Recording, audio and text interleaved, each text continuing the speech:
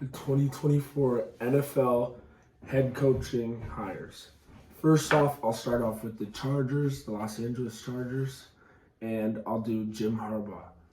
I gave him a grade of a B because he's proven that he can win in the NFL with going to the Super Bowl against his brother. And the Chargers also have a franchise QB in Justin Herbert, who I think could be a top 3 quarterback in the league in the years to come if he's coached right. And also, the Chargers have a great roster. They've had many Pro Bowlers in the last couple of years, and I think they can make a deep playoff run with good coaching and some extra pieces. Next, I'll be doing the Washington Commanders with Dan Quinn. I gave this hire a C- because Dan Quinn went 18-23 with 0 playoff appearances after he made it to the Super Bowl with the Falcons.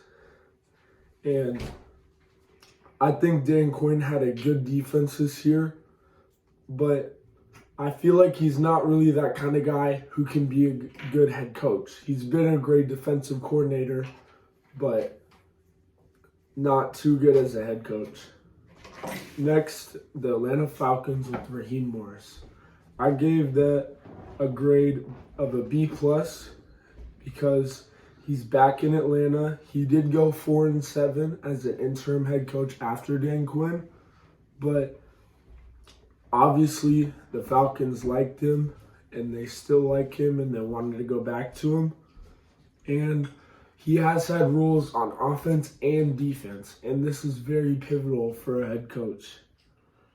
Also, the Falcons have young talent like Kyle Pitts and Bijan Robinson and Drake London and AJ Terrell. And Arthur Smith was not utilizing those guys correct, so hopefully Raheem Morris can do that.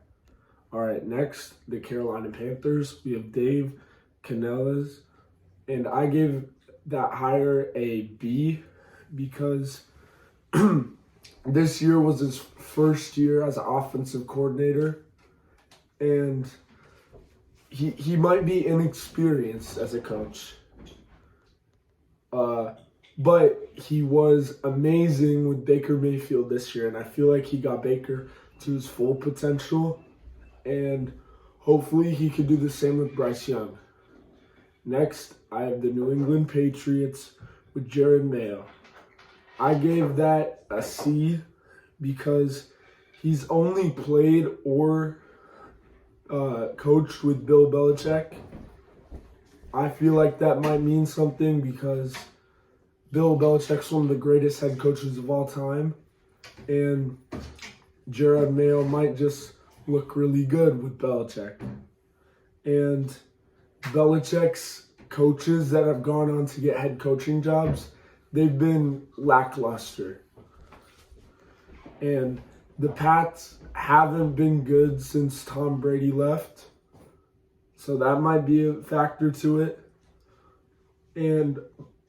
Or also, I like that he was hired within, though, because it's not like you're going out and getting a new guy and everything. The players know him. Yeah.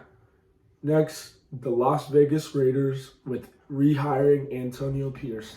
I gave this hire a B+ because he did go 5-4 as an interim, but he just missed out on the playoffs.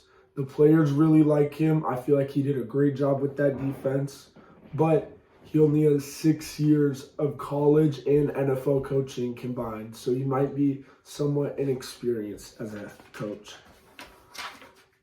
Next, we have the Tennessee Titans with Brian Callahan. I gave this a C+ because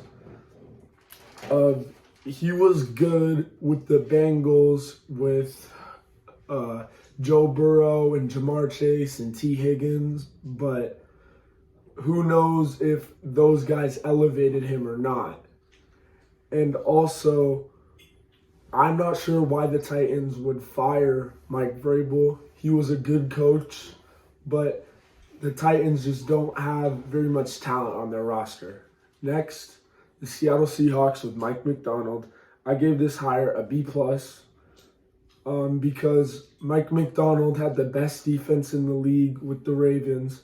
He's also the youngest head coach in the league at 36. And the Seahawks have a very young defense that has shown so many flashes this season. And he has made good hires. Mike Vrabel. I feel like Mike Vrabel should be a head coach in the NFL. It's unfortunate that he isn't. But teams like Atlanta, the LA Chargers, and the Seattle Seahawks are interested in him as a defensive coordinator. And also, Bill Belichick. I'm not sure what's going to happen with him. Maybe he'll retire. Maybe he'll be a defensive coordinator, but we'll see.